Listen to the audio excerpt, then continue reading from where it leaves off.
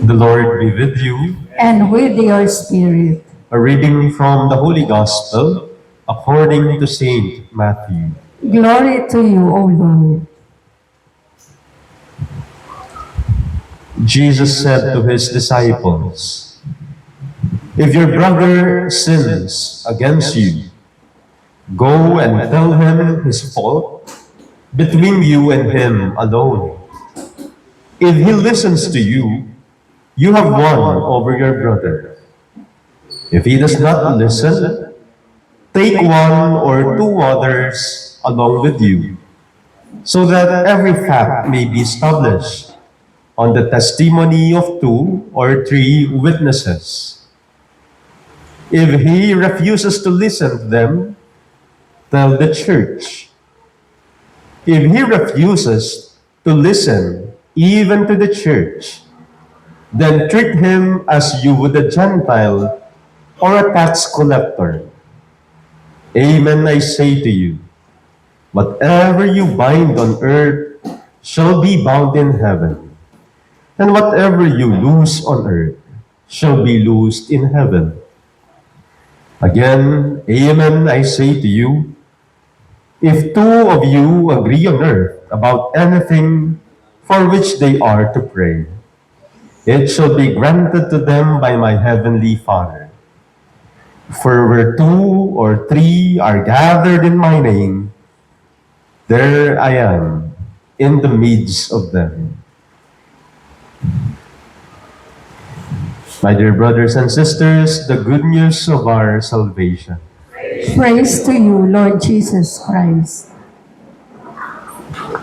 My dear friends, good morning po sa inyong lahat. Pakibati po natin ng magandang umaga ang mga katabi natin. Good morning po. Kumusta na po kayo? Kumusta na po kayo? Mabuti naman. Kayo ba'y nagpapatugtog na ng Jose Marichan? No. Dahil pumasok na ang bare months. No? You know, while preparing for my homily today, while preparing for my reflection for my Sunday Masses, I suddenly came up with an analogy, an image, which I believe is somehow a good analogy or a good image to explain the message of the gospel. But this is maybe the first time I would use an analogy, an image, na ako mismo ay hindi komportabling gamitin. No? I'll be using an analogy, an image today na medyo ako mismo ay aminado ko, hindi ko komportabling gamitin. O even to say the word, no? Baka sabihin nyo, nakakadiri. Ano ho? Sabi ko, meron pa bang ibang image na pwede? Sabi ko sa sarili ko, meron pa bang ibang analogy na pwedeng gamitin to explain this gospel? Sa aking pag-prepare, wala na. No? So, please bear with me. No? Ang naisip ko po talaga, pasensya na po kayo. Ang naisip ko talagang paglalarawan ay tinatawag nating BO. Ano po ibig sabihin ng BO? Ano po? Ano po? Parang di po kayo komportabling sabihin, di ba? O, di ba? Pare-pareho po tayo. Ano po ibig sabihin ng BO? O, di ba? Napakahina ng sagot. Nano yung po king Tagalog o Kapampangan ing BO? Ano po? Kayo po, ano sa tingin po ninyo? May equivalent ba yun sa Kapampangan, Tagalog? Ano po? Ano po? So, bahala na po kayo mag-translate. Yes. Surprisingly, this is the image or analogy we're going to use today. Why? Because today's gospel focuses on what we call fraternal correction. This is not new to you. Ito yung pagtatama ng kamalian ng isang kapwa-tao. Pagtutuwid sa kung ano man yung baluktot sa pag-uugali o pamumuhay ng ating kapatid. It is a little bit confrontational. You have to go to the person involved and tell the person involved what he or she has to know so that the person can correct the attitude in question. Fraternal correction. This is what Jesus said in the gospel. Now perhaps you're wondering, bakit po body odor? Why of all things body odor? Alam po ninyo, last year, natatawa kami dito sa mga seminarista. Isa sa mga kaklase nila, naamoy nila, may body odor daw ho siya. Ang nakakalungkot, pinaalam pa sa aming mga pare, sa aming mga directors and superiors nila, na ang kaklase nila, naamoy nila, among, at iya pong putok imakanyan. Diyos ko, kung anong sinabi kayo kami, na sinabi king kaklase ta. Are you trying to pass the responsibility on us? So what we did was to tell the class, okay, total, kayo yung nakaamoy. Total, kayo yung nakapansin. We'll give this to you as a challenge in your class. A challenge of your maturity, a challenge of your bonding and relationship, and your openness as a class. Now, have the courage and the maturity to tell your classmate na siya ay may ganyan so that he can correct himself. Yun po yung dahilan bakit ito yung napili ko. Why? Because most of us find it really, really, really difficult to tell a person that he has a body odor. I don't know why. Kung minsan ay mas madali pang sabihin sa ibang tao. Kagaya ng sa karanasan natin. Karanasan namin. Mas madali pa siyang ikwento sa iba. Samantalang ikaw na mismo ay nakapansin, kailangan mo na siyang sabihan para magawa niya ng paraan. Ngunit hindi natin madalas ginagawa. And my dear brothers and sisters, I think fraternal correction is like that. Kapag may kakilala ka, kaibigan, o kahit na sino man, na alam mong may nagawang mali, at alam mong ikaw yung nasa tama, at ikaw ay nasa posisyon, in a good position, in the right position, to correct your neighbor, do not let the opportunity to slip away. Do not let the chance to pass. Why? Kamukha po ng taong may amoy na hindi ka nais-nais. Kung naamoy mo na't napansin right at that very moment at pinalampas mo, hindi mo siya sinabihan, what will happen? You're doing more harm to that person. Yes or no? Naamoy mo na eh. Napansin mo na. So nasa yun na yung responsibilidad.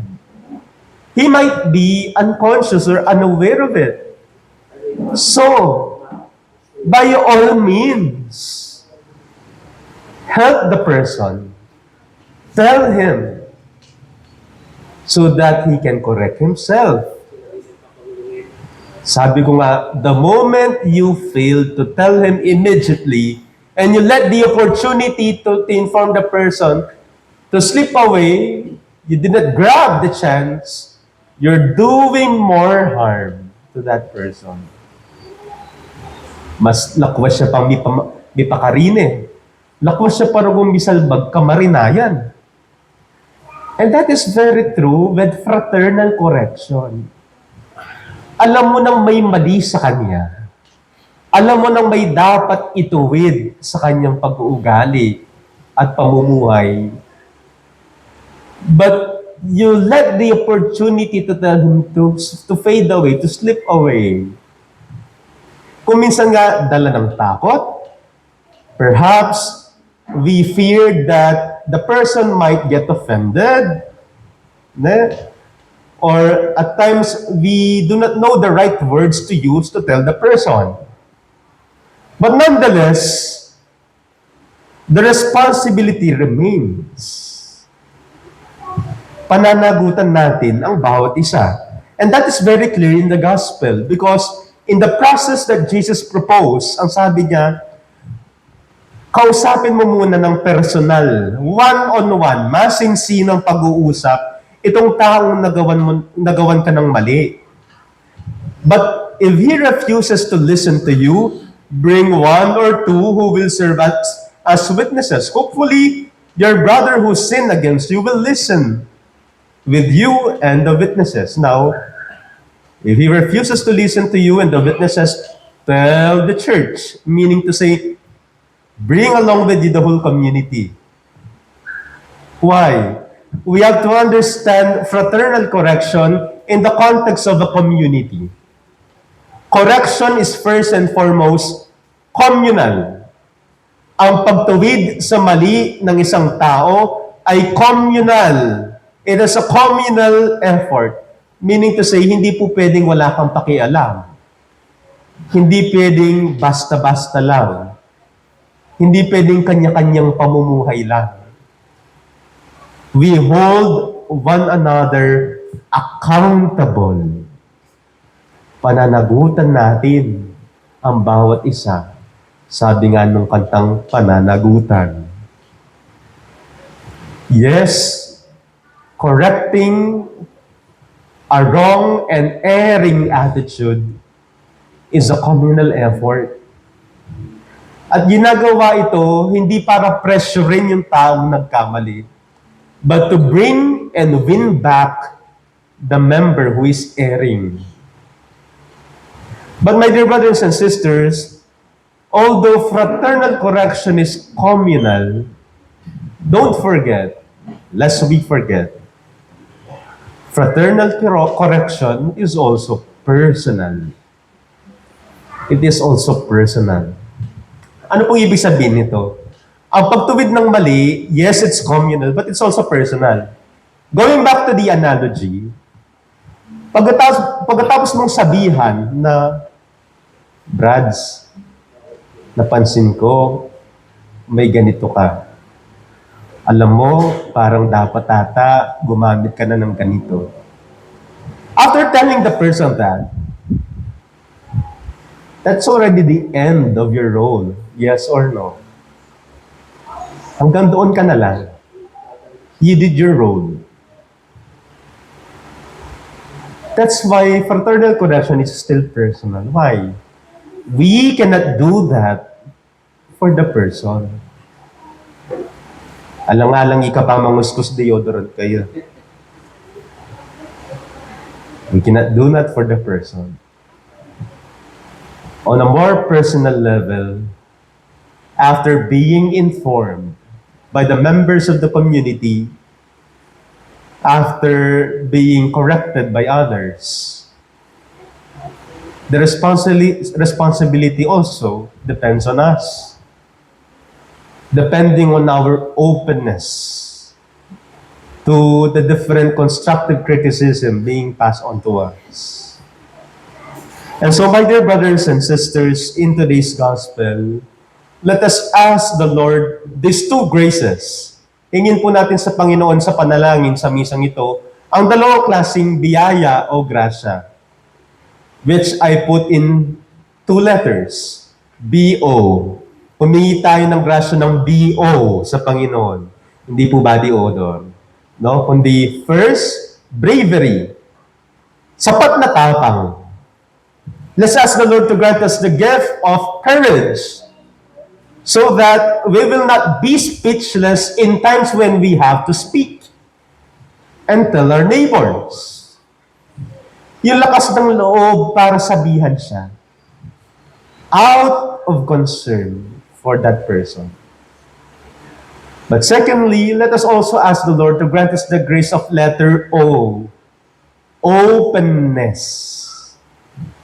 Pagiging bukas ang puso't isip upang kung sakaling tayo naman pala ang nagkakamali, kung sakaling tayo pala ang may mga bagay na hindi napapansin na dapat itama sa ating sarili, we will not react violently or negatively, but openly accept it as a room for growth and development.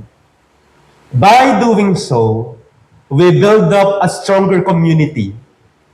Kapag ganun po tayong lahat, may lakas ka ng loob to maturely tell people what they can improve about themselves. When you have enough openness to accept criticisms as a room for growth and development, then the maturity and the level of our relationship as a Christian community, talagang masasabi nating matibay ang pundasyon ng ating pagiging komunidad. And as Jesus said in the gospel, where two or three are united, where two or three are gathered in His name, there is Jesus in the midst of them. Amen. We all rise as we